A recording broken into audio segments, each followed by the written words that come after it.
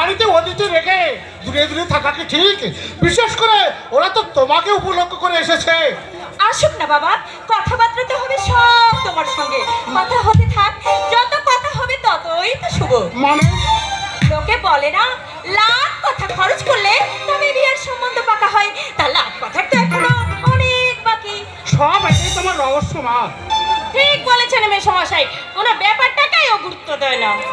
তোমার বাবা কেমন আছে মমতা মা?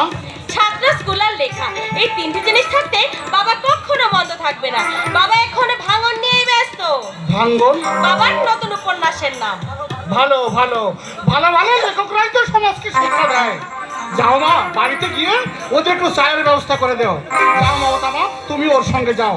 আমি ততক্ষণ একটু জেলে ভাড়া থেকে ঘুরে আসি, দেখি কিছু মাছ টাছ পাই কিনা।